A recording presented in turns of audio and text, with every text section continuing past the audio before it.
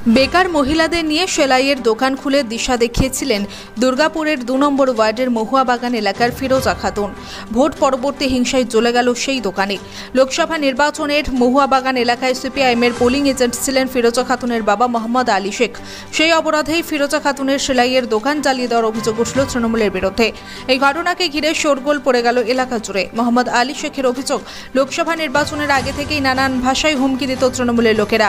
নির্বাচনের ফলাফল ঘোষণা ঠিক নির্বাচনের ফলাফলের পরের রাতেই জ্বালিয়ে দেওয়া হলো মেয়ের দোকান। লোন করে 4টি সেলাই মেশিন কিনেছিল। পাড়ার বেশ কয়েকটা মেয়ে দোকানে কাজ করত, সংসার চালাতো, কিন্তু মেয়ে কোনো দলই করতো না। তারপরেও এইভাবে মেয়ের দোকান জ্বালিয়ে বড়ই সর্বনাশ করে দিল তৃণমূলের বাহিনী। ফিরোজা খাতুনের দাবি, আমি কোনো রাজনৈতিক দলই করতাম না, লোন করে 4টি সেলাই মেশিন কিনেছিলাম। এই দোকান থেকে যেটুকু রোজগার হতো তাতেই কোনো রকমের সংসার চলতো। আমার দোকানে কয়েকজন কাজও করতো, তাদেরও রোজগার থেমে গেল। আমি এখন অথই জলে পড়ে গেলাম। কিভাবে মাথা তুলে দাঁড়াবো ভেবে কুল কিনারা পাচ্ছি না। এ বিষয়ে জেলা তৃণমূলের সহসভাপতি উত্তম মুখোপাধ্যায় বলেন, তৃণমূল এই ধরনের কাজ করতেই পারে না। এই কাজ বিজেপির। আমাদের প্রতিনিধি দল এলাকায় এলাকায় পৌঁছে যাবে।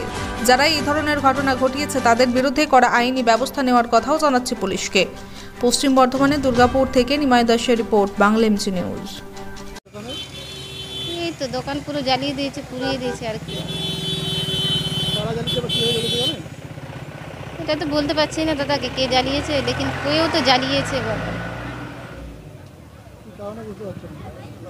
আমার না কারোর সাথে জোর ঝামেলা না, শত্রু নেই, তো আমি কাকে বলবো? এবার কে করেছে, কি জন্য করেছে ওরাই জানবে। খরচা তো অনেক আছে। কাস্টমারের কাপড় যার জিনিস নিয়েছে বিক্রি হচ্ছে, নাও তো 2 লাখ টাকা উপরে খরচা হবে। ভেতরে অত মাল ছিল, মেশিন 4খানা ছিল, লোন আছে আমার 2খানা। এবারে বলুন, আমি যে লোন তুলেছি 2 জায়গা থেকে, এবারে আমি ওইটা ভরবো কোথায় থেকে? এটাই দিয়ে তো আমার সংসার চলা না। 5 বছর থেকে আমি কোনো দোল পার্টি কিছুই করি, যেমনি আম পাবলিক সেরকম আমিও আছি। বাড়ি থেকে দাদা আর বাবা করেন, ওনারা সিপিএম করেন। হতে পারে, আমি এইটাও বলছি না। বাবাদের শত্রুগিরি আমার উপরে বার করে নিয়ে এলো।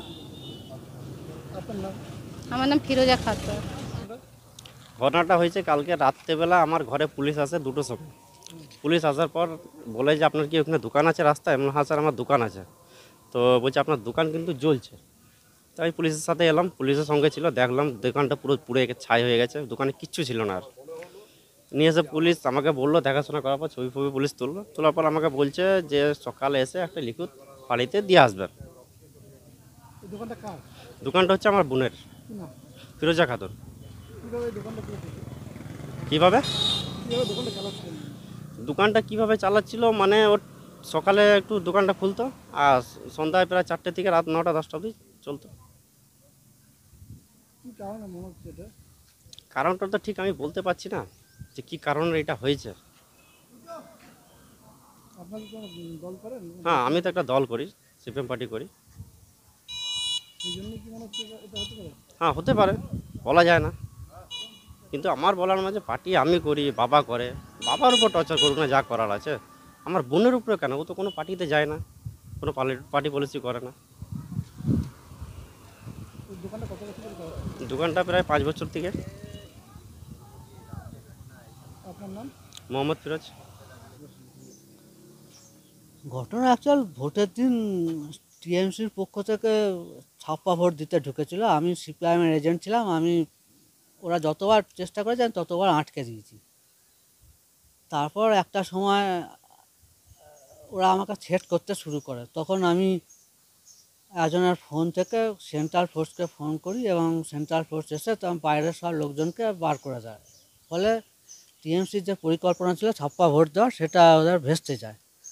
এবং তখন থেকে ওরা আমাকে থ্রেট করতে থাকে কন্টিনিউ।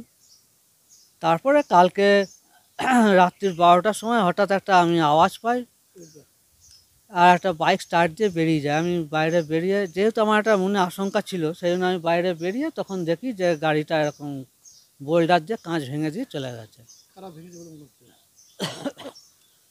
এখন এক্স্যাক্টলি আমি তো বলতে পারবো না, দেখিনি। তবুও আমার ওই ঘটনার 13ই মে থেকে আর আজ পর্যন্ত ঘটনার পরম্পরা সাজালে আমার যেটা মনে হচ্ছে যে টিএমসির পক্ষ থেকে এটা করেছে। নাহলে কালকে রেজাল্ট আউটের দিনই বা হলো কেন? আমি যাইনি এখনও, এবার যাব। উচ্চ নেতৃত্বকে জানিয়েছেন? হ্যাঁ জানিয়েছি, তারাও আসছেন, তারাও বলেছেন একসাথে সব যাবেন থানায়। আপনার নাম? প্রসূন পালিত।